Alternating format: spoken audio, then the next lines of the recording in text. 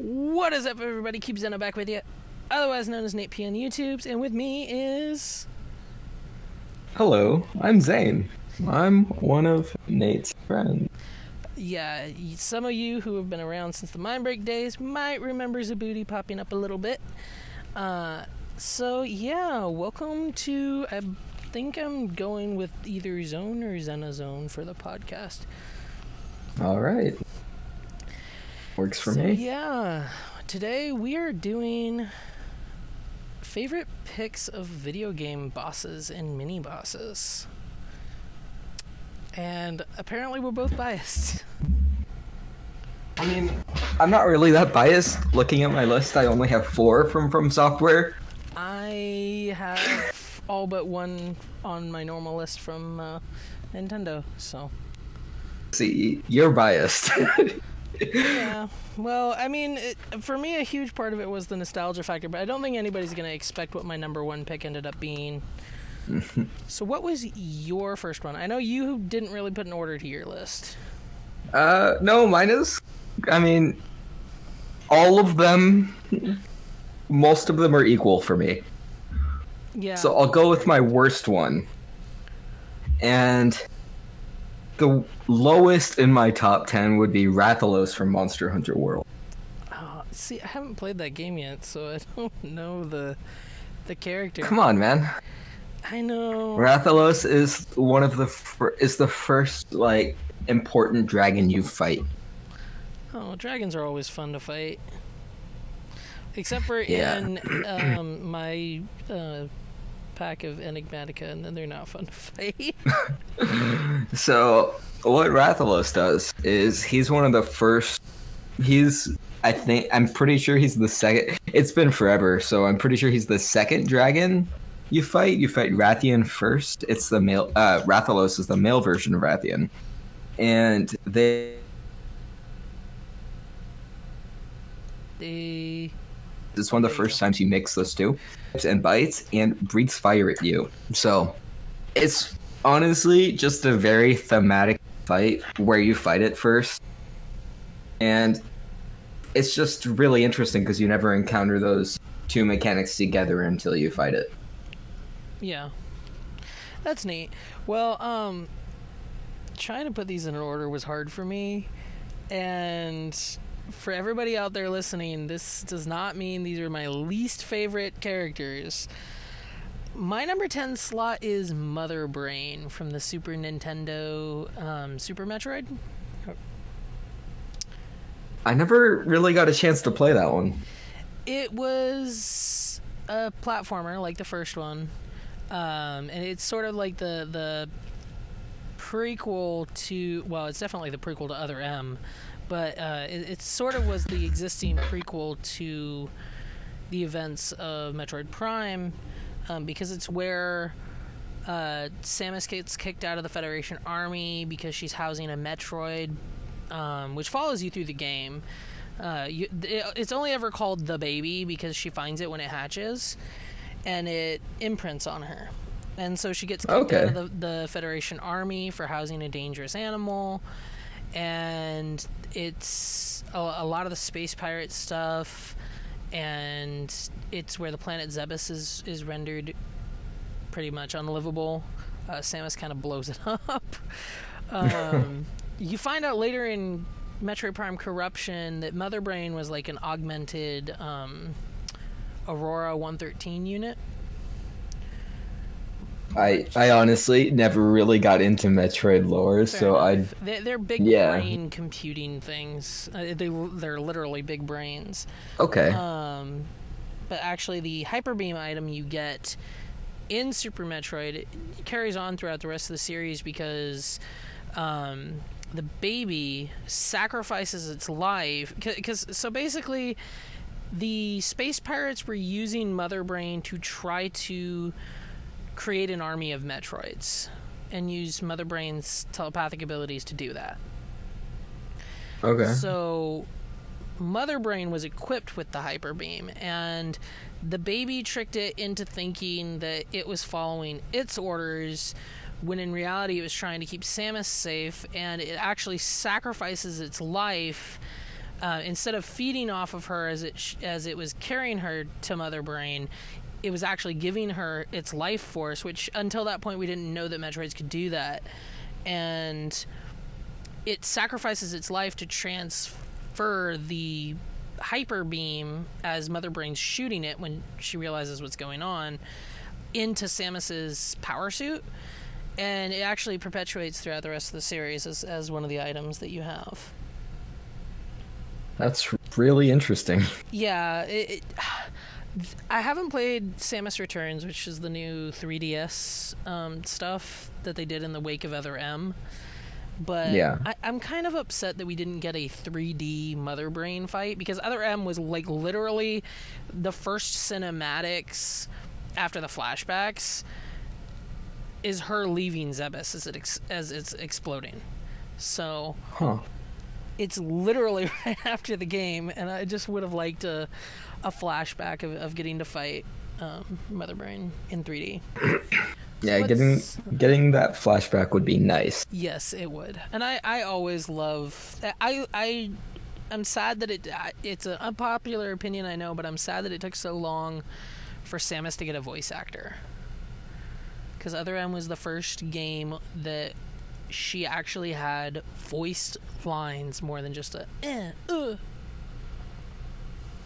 Yeah. No. So, what was your number 9? All right, let me pull the list back up here. My number 9, I think. So, I will say, I don't remember very many games from my childhood because of my previous medical issues. I'm not really going to get into that right now, but you know what I'm talking about. Yeah. So, most of mine are relatively new or games that I've replayed recently. Yeah. And my number 9 is going to be probably Arthas from Wrath of the Lich King in World of Warcraft. See, the only reason I didn't put Arthas down, I really, both Dreadwing or Deathwing or whatever, and Arthas, I wanted to put on my list, but I didn't feel like I could because I didn't get to them. I didn't get high enough level to fight them. So yeah. So Arthas is a super cinematic multi-phase fight, and during the course of the fight, he destroys half the platform, summons Valkyrs, and does a million other things that change the environment during the fight. Oh yeah, I've watched my uncle play it. Oh yeah, and he actually kills you during the fight, and you get revived by an NPC in the middle of the fight to finish it off. So it's a super thematic fight, and I just found it really interesting and really fun to play the first time. Granted, the first time I really wasn't paying attention to the cinematics of it. Yeah, I did like the ending cinematic for it. It was rather nice, where Frostmourne is broken and what is his dad's name? Tyrannus? I want to say Tyrannus. Anyway, his dad comes out, the ex-king of Lordaeron, and calls him on with him, and I'm interested to see how that plays out in the new update. For those of you who are hoping for that, we're gonna be right back. Those of you looking forward to it, while I'm at Disney World, one of those nights, Zain and I and a couple other people are going to start playing on, what's it called, Shadowlands? Yeah, so it just got delayed, so we actually don't know when it's going to come out anymore. Oh, okay. Well, I hope it's still while I'm at Disney. I mean, I'm going to be there for a week. I'm pretty sure it's going to be sometime at the end of November, beginning of December. Oh, man. Well, at least it'll be out for Christmas. Yep. But yeah, I really like the whole sequence with them getting released from the Blade and stuff. So yeah, it's really interesting. Yeah, but I always like the lore stuff, because between Burning Legion or Burning Crusade and Wrath of the Lich King, I actually got Beyond the Dark Portal and Rise of the Lich King, the books. Because I had played the beginnings of Warcraft 3, but I hadn't finished the games, so all of my cinematic experience was from either what I saw on YouTube or what I saw when my uncle played the game. Okay. So I was not very much into the lore when I first started playing the game. In fact, I was one of those players that actually learned the lore of the game by playing the damn game. Yeah, that's how I initially started getting the lore, and then I'm like, I want to know more. Well, so I saw the trailer for Wrath of the Lich King, and I had just gotten the books. I hadn't read them yet, and I was enamored. I was all over it. This was my jam. This was what I wanted. Yeah. And you've seen how I attack Lord of the Rings with my nerdiness. You know, I absorb everything. So I went at WoW like a pig to mud. See, when I started getting into the lore, I actually pirated all the books because I couldn't afford them. Yeah, well, So. I was lucky because at that time, you know, I think I was still in high school when Wrath of the Lich King came out. I'm pretty sure. I don't remember the year. Hell, I might have been in middle school. I think it was 2010. I was in middle school. Weird. I was. It feels. Yeah. I was in middle school. I was in 6th grade when I rated on the Lich King. If you want to feel old, Revenge of the Sith came out 15 years ago. Oh God. Just saying. God, that makes me feel really old. So my number 9, this was a hard choice to make. Have you played Twilight Princess? Yes. My number 9 was Usurper King Zant. Huh. And it's not what I would expect from Twilight Princess, but I do get it. I don't remember the fight very well. That's the one where Xant's dancing around like a fucking idiot. And, oh, yeah. And you go through all the different boss stages in the game. And it was a really close one for my number 9 and my number 8. But I had to put Xant lower down because as fun of a fight as that was, and the fact that you got to reuse literally every mechanic in the game, which you didn't really get to do with, like, you use next to nothing in Ocarina of Time at the end fight. And, you know, I didn't know until I finished that fight that was not the final boss.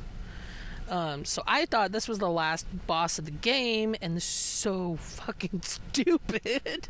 Yeah, no, it's a really interesting fight. I think I remember it, most of it anyway.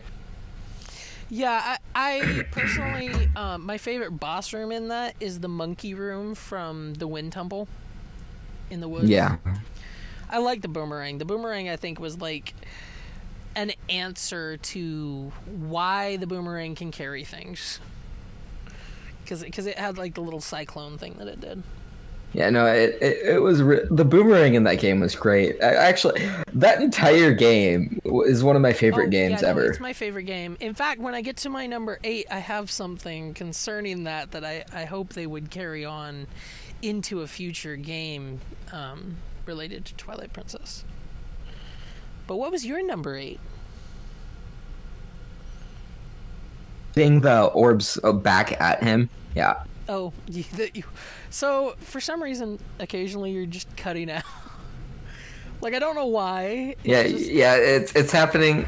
It's happening to you too, and I don't know why. But oh well, I've been able to hear almost everything you've said. So yeah. Okay, what was that bit on Xant? Hitting I remember the beginning of the fight, hitting the orbs back. I thought that was going to be 90% of the fight, and then it just goes into all these different phases. Totally rang of the old Phantom Ganon. Like, I thought that was literally all he was going to turn out to be. Yeah. And there you are. Speaking of scene, that helps. I don't know. Speaking of Twilight Princess, though, my number 8 is Ganon from Twilight Princess. Yeah, it was hard for me because Zant, Ganon, and Phantom Puppet Zelda are really great bosses. I mean, Phantom Puppet Zelda is just phase 1 of the Ganon fight, right? Yeah, but it was enjoyable because I sort of consider it a different fight because you do have to like completely defeat her like twice before Ganon comes out. Yeah. I've always thought of it as the same fight. You fight her, and then he just transformed into this giant boar. Oh yeah, the boar fight. I didn't like the boar fight very much. I didn't either, but it was thematically interesting. It was, and it definitely harkens back to like the Demon King Ganon stuff that we get to see in the Nintendo games. Yeah. Because he was a bit of a boar in that. It's an upright boar, but a boar. Did you notice she's holding the Wind Waker? I did not. Yeah. Her little sword looks like an elongated Wind Waker. So, for me, this one was between the Twilight Princess Ganon and the Wind Waker Ganon. Wind Waker Ganon is fun. I do have a sort of Ganon boss later on my list. But my number 8, and I'm sad that it's at number 8, is Dark Link. Huh. Because that was a great concept, but we only ever really got it the one time. I think was it Link to the Past or was it Oracle, one of the Oracle games? I think Dark Link is a better focus because they bring in like the low rule concept, which I still don't really get. It's like it's like the shadow dimension and not just the Twilight dimension. Yeah. It's all kind of weird. But I was actually totally shipping the idea that Dark Link is like the low rule version of Link, who, like, what if the fused shadows... Cut out. Oh. I was gonna say, what if Dark Link is like the low rule version of Link? And what if the fused shadows got kicked over there before they came to Hyrule? And oh dear. And the reason he's evil is because he succumbed to the fused shadows, like the version of Link we see in the vision that when Midna's explaining them. I don't want to think about that. That's my headcanon for Dark Link, and we'll talk about your headcanon for Dark Link in just a second, because I have to restart the recording. Alright, we're back again. And so I don't actually really have much I don't remember much of Dark Link at all, so I don't really have... halfway through the Water Temple. Yeah. In Ocarina of Time, and we never saw his ass again in the console games. I actually never beat Ocarina of Time. That's why I don't remember him. It took me a long time. It took me a very long time. I played it for a little bit on Nintendo 64, and then I had to sell it because I gave up bills for a long ass time, like long enough that I was able to watch the ending on YouTube before I went back and finished the game, because I could never get the last expansion of Arrows, and I kept running out of arrows in the last 2 hits. So that is stupid. That is unfortunate. Yeah, it really was. Although I did find out that if you accidentally break your Goron sword, because I hadn't managed to break it at that point, you can use the Megaton Hammer to hit him in the head, too. Huh. Did not know that. So what is... What's up? Number 7 for me would have to be Deathwing. Deathwing. And that's... It was a favorite of mine watching the cinematics. That is entirely because the fight mechanics, it's not really that fun to play. Mm-hmm. It really wasn't fun to play at the time. It's but fanboying because it's a giant dragon that's supposed to cause the end of the world. not even that. Just thematically, the fight's really interesting. Just mechanically, it's not fun. Yeah. So I actually think I put Deathwing below the Lich King. I need to switch those two actually, because the Lich King was also a fun fight and thematically interesting. But Deathwing was just not a fun fight to play. It was just very clunky to play.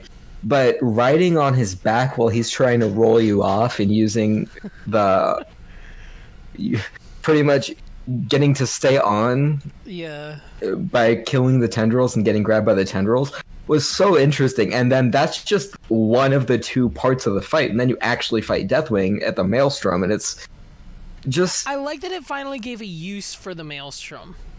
Like, there's just Yeah. this giant Maelstrom in the middle of the world, and nobody knows why. And I'd been wanting for a long time for there to be little islands popping up, and now those are the Forgotten Isles. Yeah. But, you know... I'm pretty sure we knew why, I just never figured... Yeah. Like, how can you not be badass when you're that? Yeah, no, that was a super interesting fight. Well, thematically. My number 7 was an interesting fight for me the first time I had it. But it's nowhere near as badass as Deathwing. And that's Dark Samus, the first encounter with Dark Samus in Metroid Prime Echoes. That's the one where, like, the suit is, like, semi-transparent, and there's, like, half of her face is a skull. Yeah, it's like I want to say it's the third of the way boss. Well, quarter of the way boss, because you have to face the Emperor Ing before you face Dark Samus again. Yeah. But that is a long-ass game. And I just like the way she looks more than anything. There's not a lot to say there. I'm a big fan of Metroid. Like, everybody knows I'm You looked freaking awesome. Yeah. She looked freaking awesome. She did look awesome with the half skull thing going on. Yeah. She definitely looked more like a specter of Samus than the dark Samus we get in Corruption. Yeah, but it was so different that it was really cool, you know? Yeah. Well, and the whole concept of the light and dark world, having played Echoes shortly after beating Twilight Princess, was definitely... They definitely resonated with each other. Yeah. So what is your number 6? Okay, we're out. I think we're about to go. Starting with... So, it's between Father Gascoigne, I don't think that's how you say his name, from Bloodborne, or Atheon from Vault of Glass in Destiny 1. Ooh. Yeah, that would be a tough pick, wouldn't it? And I think I'm going to go with Atheon, which is also going to make my top 4, all From Software really games. Fun. I'm sad that I haven't gotten to play anywhere near of that as much as I'd like. I do have Destiny 2 on PS4. I just haven't got to play it very much. But then again, I also didn't have PlayStation Network. Fight. How much of the Atheon fight? Did you ever do it at all? No, I've watched it though. Yeah, so you have to go during the fight. You're fighting the boss, and then he opens up 2 portals, and you have to have a group go through the portal and work their way through either the past or the future to get back to the Vault of Glass where he is presently, where you guys are presently. And it's just super cool. The whole mechanic of that was really interesting, and it wasn't something anyone saw coming when we first tried the boss. Oh yeah, it's definitely a unique thing. I've never heard of anything like that. Like, we knew the Vex could travel through time at that point, but we didn't know they could open up portals to other time. We might have. I honestly don't remember that well. At least for me, I didn't know that they could open up portals to other times, and they would just he straight up teleported us to other times, and we had to fight our way out and back through the portal to our time. It was just really different. That's a fun idea. So yeah, it was a really different way of doing things. Mine's nowhere near as cool as that, but mine is a turning point for a franchise. And my number 6 is Perfect Chaos from Sonic Adventure. The character itself is like a turning point for the entire franchise because it's like this whole end-all, be-all, get the Chaos Emeralds back or we're all dead. I remember that. I remember that fight. Yeah, the big water worm, I guess is the big... He's Puddlezilla. Like a shark with tentacles? Yeah, I like to call him Puddlezilla. He looks so stupid, like, the first version of him, because he's basically he's basically Knuckles made out of a puddle with a big brain floating in him. But playing the game, ridiculous, different. Yeah, he was definitely different, and I do like at the end that they resolved it. Like his whole purpose is supposed to be to protect the sanctuary where the emeralds are. And the little Chow guys. That I love the Chow. The Chow are my most favorite supporting Sonic the Hedgehog creation. Like the Chow are awesome. They're so adorable. But yeah, and Chaos opened the door to the next big baddie, which is not on my list, but comes in the next Sonic Adventure game, which is I think they ended up calling him the Bio Lizard. But the thing that latches on to the arc and tries to bring it down. I don't know if you know what I'm talking about. You cut out the last thing I heard was the last Sonic Adventure game. The Bio Lizard thing, the thing that grabs onto the bottom of the Space Colony arc and tries to bring it down. Oh, and I think I saw my friend playing it. Yeah, at that point. And at that point we also get Sonic, Super Sonic and Super Shadow. Super Shadow was something we had never seen before. We didn't even know he could do it. I mean, I assumed he could, but, you know. Yeah. All right. We are going to move on to your number 5 in a moment. I'm surprised we managed to talk about this long. Okay, we're back. All right. This is a really annoying way to have to record. But I'm glad I never deleted the software. I'll help you figure something out after this.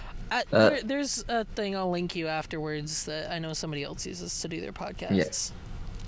My number 5 would be Father Gascoigne from Blood. And he's one of the first hard bosses you fight. So normally people can either go in Bloodborne to fight the Cleric Beast, which most people do first. Oh, give it a second. This is ridiculously hard for a first boss. Most people go to fight the Cleric Beasts. Sorry. I don't know why most I'm people. this. You're fine. So most people go to fight the Cleric Beasts, but I played my first playthrough from Bloodborne completely blind. Didn't even know the Cleric Beast was a thing, and went to fought Father Gascoigne as my first boss. That was a mistake. He's the first really hard enemy you fight in Bloodborne, and you actually... Because he has the full capabilities that you also have as a player character. He's able to parry you, he has his gun to stun you, and he has his axe, and he switches forms to a two-handed halfway through. Yeah. And then on top of all that, after you get into about a third to a quarter health, he transforms into a full-on werewolf. And shit, I've played Bloodborne for like 5 minutes. It's a super hard game, and I have it on. I don't even. I have it on CD. Yeah, like that's how ghetto I am about it. I got the CD at Value Village. Yeah, he's one of the first bosses you run into, and you don't realize how you actually have to do... You have to use every tool available to beat him. And actually, I didn't know about this the first time I fought him, but you can get a music box from one of the houses in Yharnam. Him to sleep. it does not put him to sleep. He goes into it stuns him for a few seconds, and then he goes into a rage after he transforms into a werewolf if you use it. So you just skip the start of the fight and just go straight to Dog Boy. No, you skip the end of the fight. So if you wait until after he turns into a werewolf to use the music box, he gets stunned, and that gives you pretty much enough time to go behind him, backstab him, and take out 90% of his health at that point. Hey, that's not bad. 90% of the rest of his health. So I didn't know about that my first time. And I didn't know the cleric beast was a thing. I didn't know the cleric beast was a thing either. So I thought he was the first boss of the game, and I spent like 3 hours trying to kill him. Yeah. And it was just a pain in the ass, but it was such an interesting fight. That was something that bugged me about Skyward Sword. The open worldness of the game made it so like you probably might not be equipped to handle the boss you're going to handle, but you're gonna do it anyway. Yeah, I mean, I like when games do that. It gives you a chance to try it, even though it might be too hard. But at least like Zelda warns you in a certain way that hey, you know, an NPC will say, hey, if you don't have this will be pretty hard. Something like that. Although, the first time I stumbled across one of those fucking giants in the middle of Hyrule Field, I had no idea what the hell I was getting myself into. Oh, I never really I never actually got to play Skyward Sword. I downloaded it 5 minutes before the rest of the world. I think I've said this before. I got it on the Wii U Virtual Console, and I was allowed to start my download at 11:55. Nice. So, with regards to that, though, I do remember my first time playing Breath of the Wild and running into the guys that shoot the laser beams at you. Oh, yeah, I heard the and I didn't know what was going on, and I'm riding a horse, right, and all of a sudden everything just erupts in fire, and my horse just goes running off like a ponyta, and I'm just like, what the hell? So my friend had previously beat the game and didn't tell me about any of this, right? Oh, that sucks. So he was sitting right next to me, and oh no, I'm fine with it, because I ended up just first try, just parrying them, and I just did that for the rest of the game. I never got killed by one the entire game. I had just learned to parry, and I tried to parry it, and I didn't. So I went through the entire game. These enemies that everyone said were super scary, I was just parrying since before I left the Great Plateau. It was a great feeling, but also my friends were like, "What the hell?" I tried to go was where? Hyrule the castle. Yep.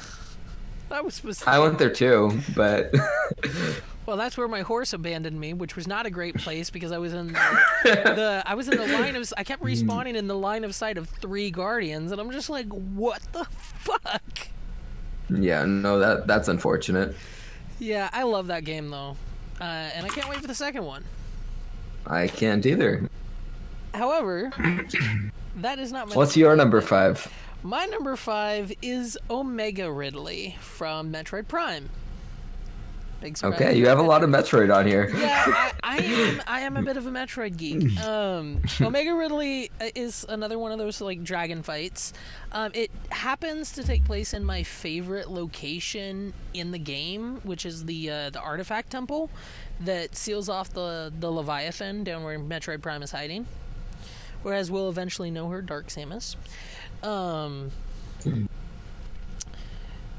okay. Yeah, Omega Ridley. Ridley was an original. I can't remember if he was in Metroid or Super Metroid first. Anyway, he is an original boss, and he's been reanimated by the radioactive Phazon. And now he fires his laser from his fucking mouth. And he's just badass. He looks like if you merged a xenomorph with a pterodactyl and gave it a laser mouth. That's what he looks like, more or less. He is pretty badass. Okay. It was Yeah, that's one of the most aggravating fights in my life. Well, no, Metroid Prime Phase 1 was the most aggravating fight but this is not the top 10 most aggravating. But he is pretty aggravating, but he is really cool. And you follow him over the edge to go down into the if you don't fuck with the cinematic, which I accidentally did the first time, you can actually jump if you keep on the cinematic. Unless I'm mistaken, I might be wrong. It's been a few years, but I do believe she runs and jumps over the side to follow him down into the crater. yeah. Instead of taking the cheaty little teleport spot that opens up. But yeah. So what's your number 4? Is he the one you had to stun by shooting in the mouth? Because I did that fight a long time ago. Probably. If that's... I'm trying to think if any of the others needed you to stun them in the mouth. And then you use the lasso to rip off his armor. Oh, that is... Yeah, no, they do reanimate him again in Corruption, so yes. Okay. That is the final version of Ridley, yes. Okay. Yeah, because that's a fight that I did. Ridley comes back too, because in Other M they cloned Ridley when they cloned the baby. Yeah. So how they got all his DNA so... off an exploded planet, God only knows. Well, the baby's DNA they got off of Samus's suit. They already said, but I don't know why. Ridley. So now we're gonna go into. I think we're gonna go into a Dark Souls boss for me. I think it would have to be Ornstein and Smo. I have not played enough Dark Souls for that, but you can tell me about it in a minute because we gotta stop the recording again. It's 1 second. This is getting annoying. Yeah. So it would have to be Ornstein and Smo. Yeah, I have not been Dark Souls to know that one. So Ornstein and Smo were Dragon Slayer Ornstein and Executioner Smo. You run into them after you get to Anor Londo for the first time. And, well, really for the only time in Dark Souls, unless you decide to go back. They are the boss of that, and after you make it through this epic castle area... Smith? Whoa!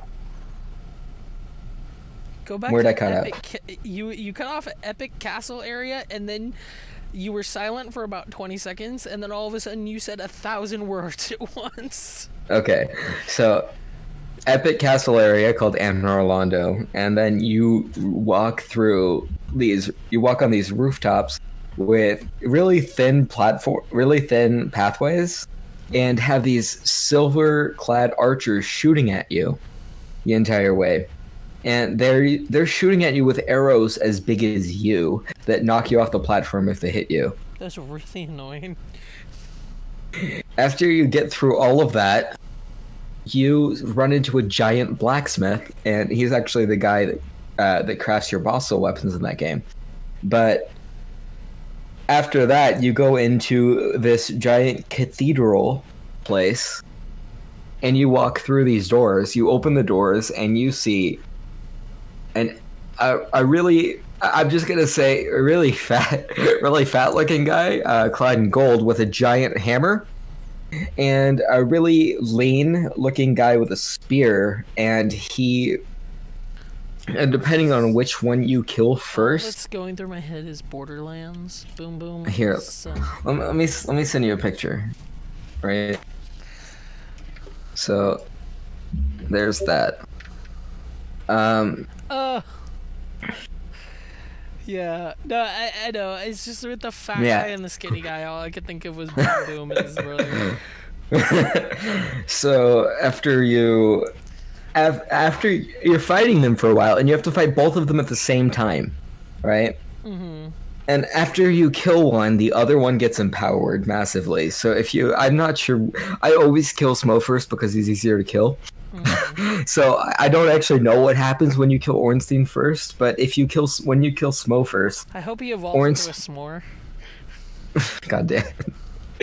No, Ornstein like gets lightning power on his spear and actually starts attacking faster and everything, and it's just a super thematic fight. Yeah, and sounds like it. like it's your first. I think it's one of your no. So it's the main wall that people hit before. It's one of the biggest walls in Dark Souls 1 that people hit. It's one of the hardest fights in the game. And the worst part is you're stuck in Anor Londo until you kill them. You can't leave and go to other places. Yeah, because you don't have the Lord Vessel, you can't teleport out of Anor Londo yet, and you get that after you kill them. Yeah. So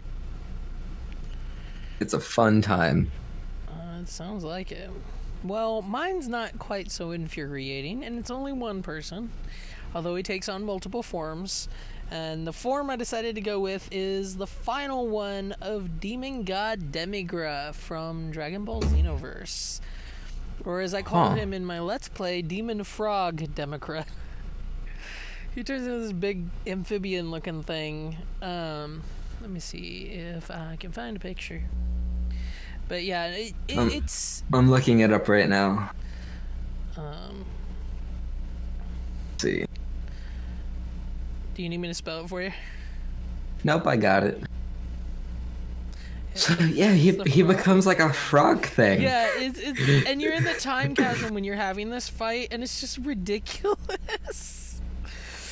and my favorite part about the entire fight is the fact that whether you have the move or not, the ending blow that you get after you've beaten the crap out of him a certain amount of time is that everybody lends you your energy and you do this nice Big Bang Kamehameha and blow him out of existence, basically. That sounds very satisfying. It is very satisfying, but what's not very satisfying is that you don't then get the move after you've completed the story of the game. When I feel like once you return to Toki, I guess it was in the first one, it turns into Kanton City. But once you return to the city, I feel like you should get the move. Yeah. Like, that's kind of a ripoff. But I do like the fight a lot. I enjoy the form a lot because it's so stupid. Looking at a picture, it looks ridiculous in a fun way. Totally ridiculous in a very fun way. And the way Xenoverse plays, you have that 3D space to move around in. Yeah. More better equipped to make fun of the idiot. And I was happy to see him return in. It's escaping me. Dragon Ball Heroes, Super Dragon Ball Heroes. It's not a canon game. It's a promotion, or it's a. I don't know about the game. Okay. The game is Japanese only. Okay. Show each episode's like 9 minutes long, and they brought in a bunch of the time patrol stuff. So cool. Yeah, we get Super Saiyan God in the form of Super Saiyan 4, Goku and Vegeta, which is interesting. Yeah. Yeah, there's a bunch of different stuff. The Tuffles come back. It's fun stuff. So what's your number 3? You're not gonna see this one coming. The ninth sister from Jedi Fallen Order. I almost said Trilla the first time. I don't remember which sister she is. The first time around. Are we thinking of the same one? The one on Kashyyyk, right? Was she on Kashyyyk? She might have been on Kashyyyk. She's the one that ends up being Seer's ex-apprentice. I don't think so then. I think she's the third sister. Yeah, I think she's the third sister. But Trilla, the ninth sister, is the one you fight after you do... Trilla is the... Yeah. Trilla is her name, so yeah. She is the ninth sister. Which makes sense, because she would be one of the most recent Inquisitors. Yeah, you do all the you do all of the platforming in Kashyyyk and get through all of that with the TIE fighter chasing you and everything. And you get to the I haven't point gotten where to that part you yet. I don't think. okay. Sorry. I'm still at the point where I'm split between Dathomir and another one. I haven't gotten very far in the game. You're at the very beginning. Yeah, no, I haven't gotten very far in the game. Yeah. But I've watched the ending of it. Have you seen the ending of it? I haven't. I actually need to go off and finish the game. I might go do that after this. I'm glad you're that close. I'm hundreds of hours away from all I have left is to go to the Inquisitor's stronghold, so. Well, but there's a big surprise at the end of the game, and I'm not going to spoil anything. So, she's the first actual Force user you fight. And it's a very hard fight if you took a break between getting there and doing the fight like I did. Okay. I stopped playing for 2 days because I had to do other stuff. And then I go back to the game and I start and I'm like let me crush out this boss fight, right? And it's an insanely hard fight to do. Just because she's using all the Force powers that you have also against you.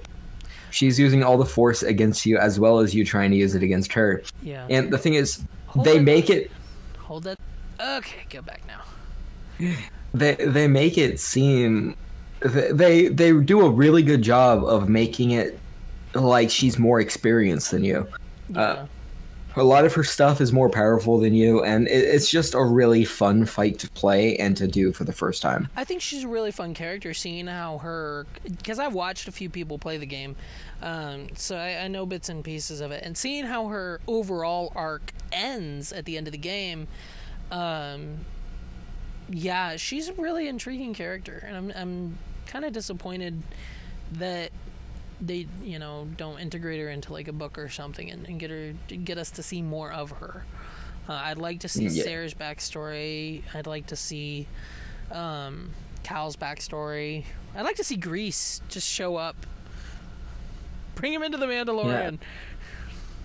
Yeah. The backstory of all these characters would be really, really nice to have and really interesting. I am also disappointed that his master is literally a species we've never seen before. Yeah.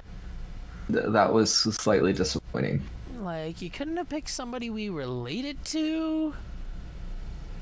There were enough people there. Yeah, well, I mean, only so much you can do, right? Right.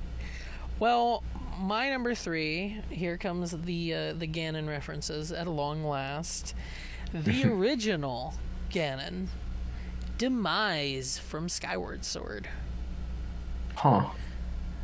Because he is the demon form from which Ganon is eventually reincarnated. Yeah. And also, one of my honorable mentions is the Imprisoned, which is the big worm that is supposed to be him while he's still bound, I guess. It's just basically a worm with legs. It's so stupid. Hey, man. There's a lot of worm bosses with legs. I say with pride, the Girahim fight didn't even make my list. I fucking hate that bastard. I do not enjoy that fight. I enjoy no version of that fight. I accidentally backflipped off of one of his platforms onto the previous platform, and I couldn't get back up to him, and I couldn't shoot him through the thing, and I had to restart the game. It took me that's funny. before the fight. It was so stupid. I find that hilarious. I didn't know you could backflip off the platform. Most of them lock your position. Most of the time their invisible walls go up, and then I'm just like, what the fuck, game? Yeah, but invisible walls are so boring, But yeah, I like his look. I do enjoy that I think we're in the Sacred Realm, because we are in that, like, mirrored floor, but everything looks like the sky around you sort of thing that you see in the ending cinematic of Ocarina of Time. and Yeah. I really enjoy that fight, and it is your stereotypical Ganon fight. Which pretty sure. is always great. Stereotypical Ganon is always great. I do like the fiery hair, too. Yeah. No, it's super different. It's also different than every other Ganon fight we've had. Yeah. So, I like the fact that it's unique from all the others, too. Because a lot of them aren't. Yeah. A lot of the Ganon fights weren't very unique from each other, so... No. They were unique as a genre, but not from each other. Yeah. I like that one's different. Yeah. Especially because it was the first one. Oh, yeah. A small tangent to Skyward Sword. I figured out what happens when you get all of the orbs. When you I know nothing about Skyward Sword. No, not Skyward Sword. Breath of the Wild. When you get all the orbs, when you complete every temple. Oh, what happens? Under the goddess statue in the Forgotten Temple, which is really hard to find. Yeah. You get the hero's clothes. Huh. So you finally get the hat and everything. Which is so Damn stupid. It, I need to go off and do that. To do, but I'm that guy that the second I got enough hearts to draw the Master Sword, I immediately made a beeline for it. I played the entire game without spoilers, and I ended up stumbling across the Master Sword. Yeah, I did too. And yeah, guess what happened? What? I had 5 hearts when I did it the first time. See, I put all my points at a stamina, so I had 3 hearts. Because I'm like, what the hell? I still had 3. I didn't realize that you needed like 13 hearts to draw the sword. See, I still had 3 hearts, and because I put everything into stamina. Am I the only one that loved that giant Korok that had no precedence anywhere in the franchise? I like the maracas. I do like the maracas a lot, but I do so like that he does Tingle's little Uli Loompa thing. Oh. Just the dance made me so happy. I just love that there's this Godzilla-sized Korok that has no precedence. It's like, what the heck? Did you skip over to Mario? Is this the Korok that went to Smash and ate a mushroom? What happened here? Yeah. So, alright, we're on number 2. What's yours? I think we're on number 2, right? You're not going to see this one coming, yes. My number 2 is Bungo Bungo, the Shadow Temple boss in Ocarina of Time. I never got to the Shadow Temple. Oh, it's really annoying if you forget to take off the hover boots, because then you're just floating around off of the platform. The whole boss fight basically takes place on this big drum, and like his hands have eyes on them, and you shoot the. Oh, he's a hand-eye boss. Yeah. You know, it was actually a close second between him and the unidentified hand-eye boss at the end of Other M. Dude, there's so many hand-eye bosses, and they're all so great. But the only way you can see him, you can see his hands at any point in time, but like you have to shoot the eyes on his hands for his hands to stop moving, and then his eye on his face opens so you can shoot it or hit it with the sword. But the only way you can see his face is with the lens of truth. So if you run out of magic, you're screwed. Oh jeez. Yeah, it's an annoying fight because I always forget to take off the hover boots before I go in there, because you need the hover boots to get in there. But it's a fun fight. It's like I said, you get to see Sheikah for the last time. That's when we find out she's the Sage of Shadow. And I always enjoyed the character of Sheikah. And I also kind of bothered by the fact that she like totally lives from the events of Skyward Sword to the eventually dying of old age in Breath of the Wild. So something like 5,000 years? What the heck? And why is all the Sheikah knowledge forgotten if she's lived that long? Like, what the hell?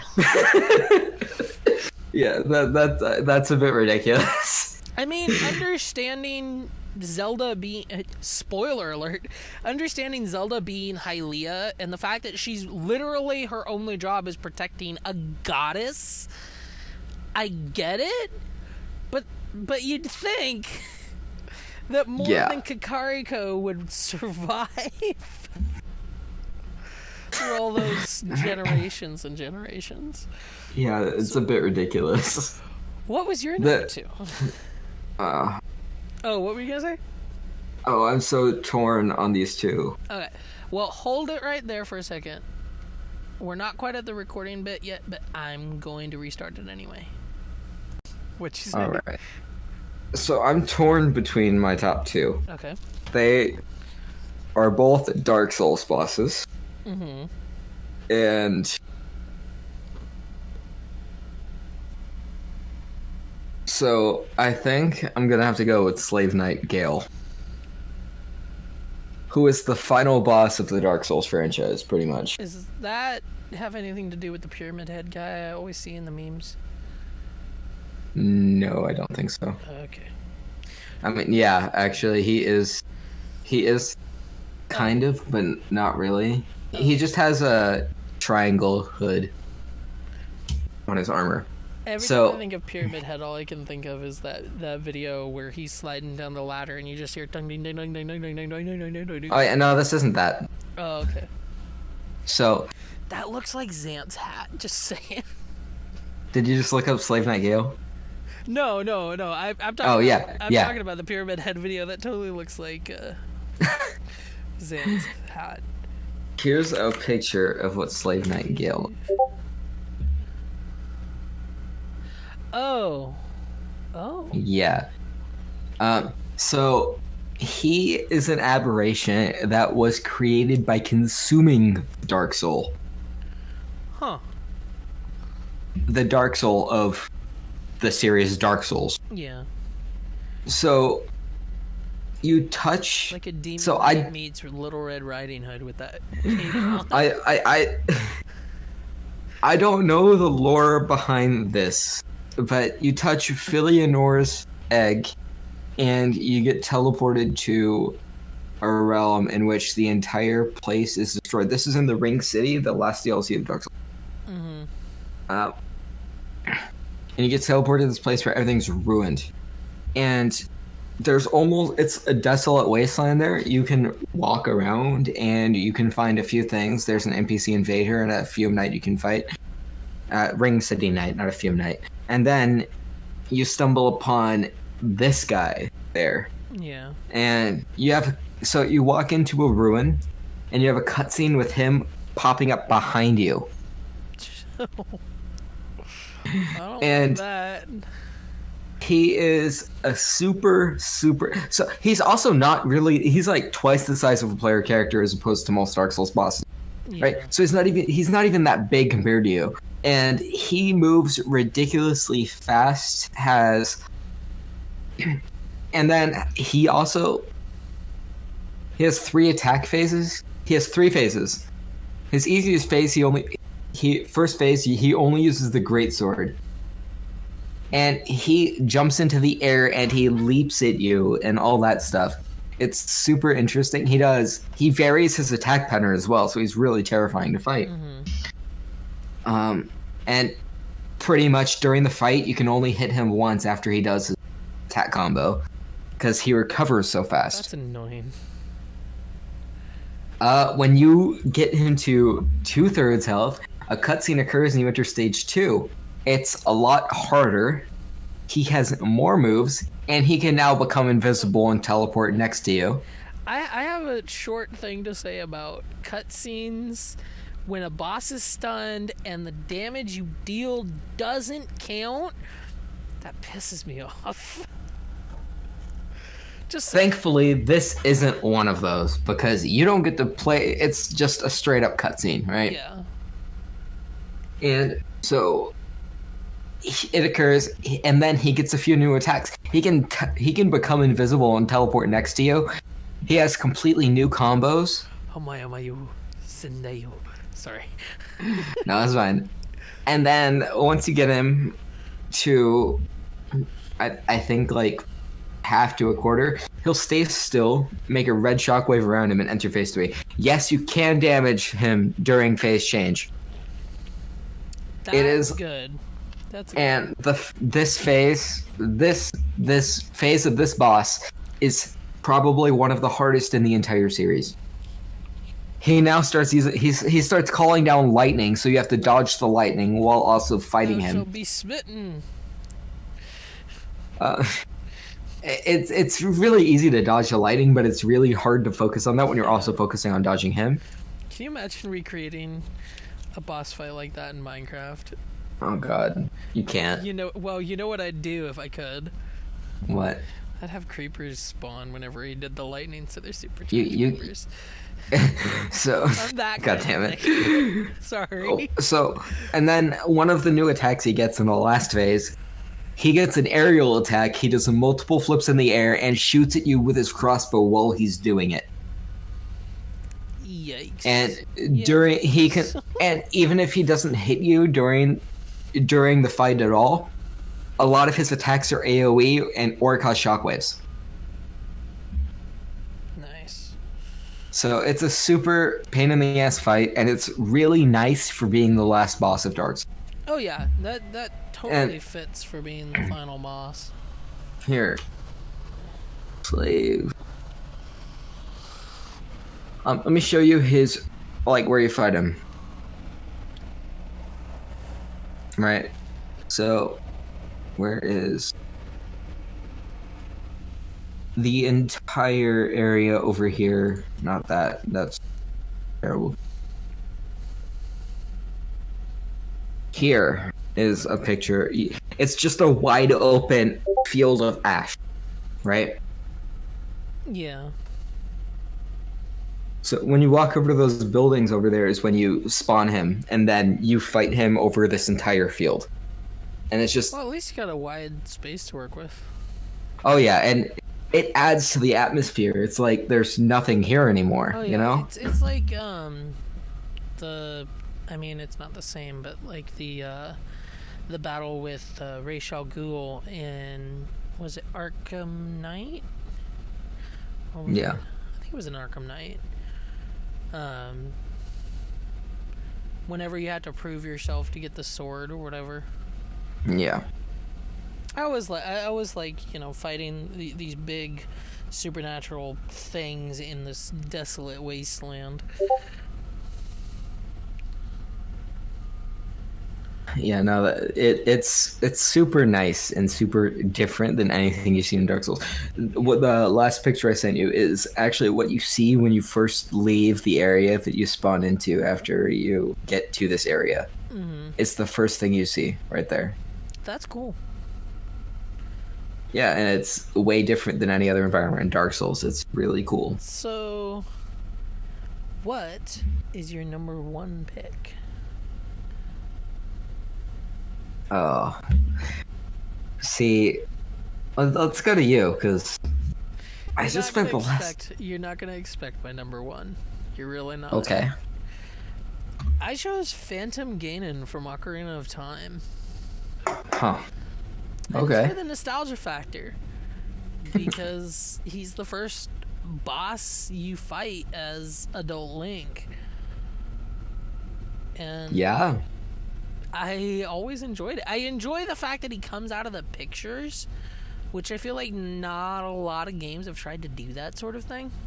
That's interesting. That's really cool. Yeah, because like there's like 8 different pictures or something like that around the wall. I don't know if you remember the fight, but all of them have an image of him riding his horse towards you, and then right as they're about to come through, only one of them has a portal opening on it for him to ride out and attack you. Okay. But it is a pretty stereotypical hit the ball back and forth until it stuns him, and then, you know, hit him 3 times and he's dead. Yeah. But still really interesting. That sounds like a really cool boss. I did like his sort of, as he's disintegrating, his sort of, he looks like you made like a paper mache Ganon, and he started to crumble inside of himself. really cool. Yeah. I mean, this is N64 graphics we're talking about, so yeah. Everything's so. So what's yours? Is he the one that you had to? So you shot at the paintings with your bow, right? You shot at him as he came out of the paintings. Yeah. Okay, so my number one is going to be, and you'll see why it was hard for me to pick between these two now. The final boss of Dark Souls 1, Gwyn, Lord of Cinder. Hold for a second. I almost missed the time. Hopefully this will be the last bit. Yeah. So it'll be, for me, my number one is definitely Gwyn, the Lord of Cinder. It's not a bad one. The room, just the path up to him, fighting all these Black Knights, and then getting into the room, seeing the big fire lit in the middle, and just seeing just the regular looking guy over there. Tell me, does it look a little bit like Sauron though? I mean, not really. So I'm looking at pictures on Google Images, and it's like the ones where most of his armor's still intact. He kind of looks like a Crusade era Sauron. Yeah, no, a lot of the pictures aren't how you first see him. Zombie, but they aren't how you first see him when you walk in. A lot of those pictures that you're finding aren't. Yeah, but most of these are like cover art stuff. Yeah. So when you walk in, you'll see him standing next to a fire, and I'm not sure if he lights his sword on fire or it's already lit on fire when you walk in. There's no fire in the room. There's no fire in the room. It's a sword on fire. Yeah. And it's partially because he's the first Lord of Cinder, and it's just really cool to me. But he's also, like Slave Knight Gale, not a very big boss for you to fight. He's slightly bigger than the player character. And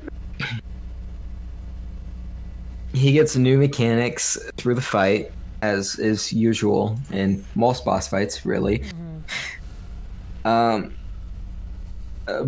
just the environment and fighting him in there it's just one of my favorite boss fights to do. Like, I'll still go play through Dark Souls 1 just for this fight, because it's such a fun fight to do. Yeah. And it's not really that hard. It's not too hard. It's not... The one I was looking at was from Dark Souls 3. That might be why. Oh yeah, here. Let me get you a Dark Souls 1, Gwyn. So... This one...